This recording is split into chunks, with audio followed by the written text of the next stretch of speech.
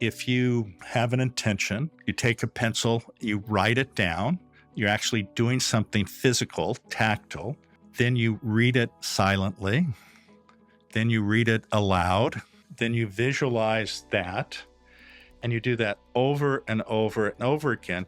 What that will do is then embed that into your subconscious. And then these different cognitive brain networks get activated.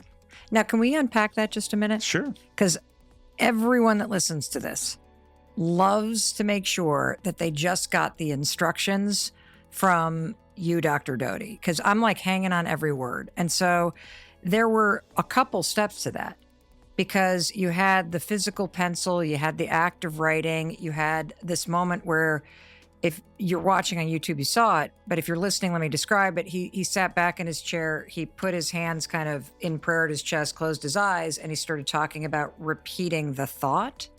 Is that the chain of events that you do to encode it in your mind? Yes, absolutely. So will you walk us through it one more time? Yeah. So again, what you want to do is to use all of your sensory organs as much as possible to embed that intention. So by writing it down, by reading it aloud, by reading it silently, by visualizing it, that creates the process where this gets embedded and into your subconscious.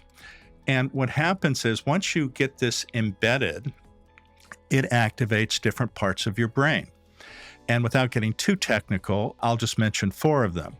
One is something called the default mode network. This is what happens when your mind wanders or you're daydreaming.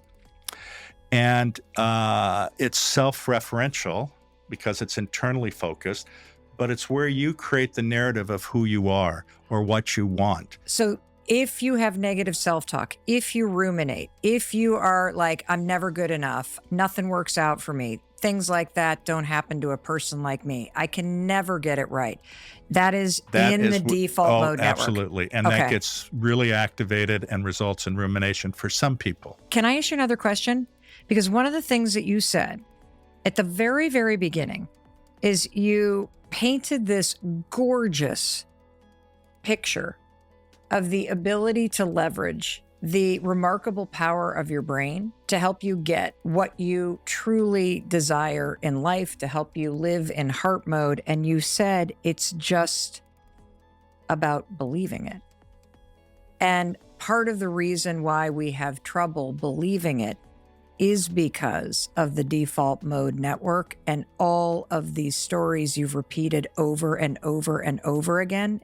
Is that fair to say? No, that's exactly correct. And we can reprogram, or we can lay down a new track? Oh, absolutely. And it's available 24/7, and it doesn't matter what's happened to you before. You know, so many people get fixated, well, I don't deserve this because of. We all deserve it.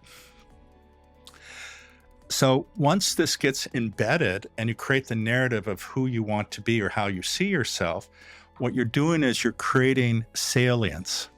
Okay. What's that word mean? It means making it important. Okay. Once something is important, this activates what we call our task positive network.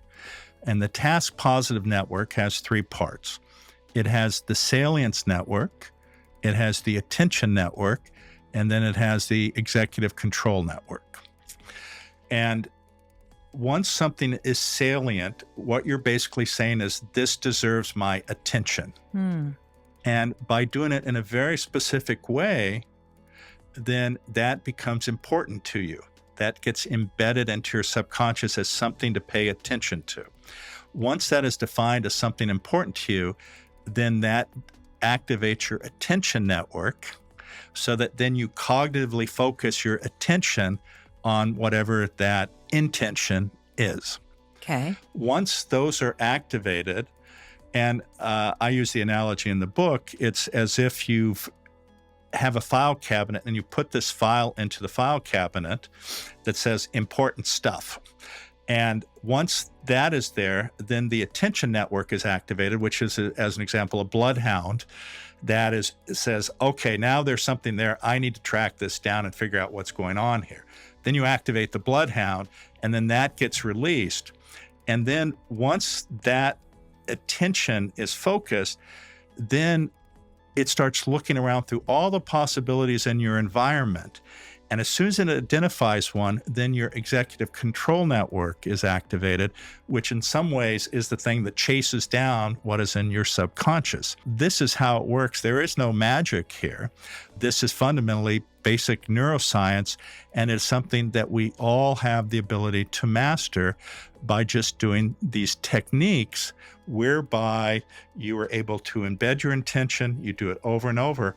And it's not as if one and done. And what I mean by that is some people wake up, and this is like a New Year's resolution. I'm going to do this January 1st. And then January 1st comes and you already fail the first day. You have to not have excessive expectations at first. What I mean by that is these are based on habit. What happens with habit? You start small. You don't sit there and say, I'm going to lose 100 pounds in the next month. You say, I'm going to try to modify my diet where I'm not drinking sodas. That's the first little one. And each of these little wins strengthens you to actually then do the big thing ultimately.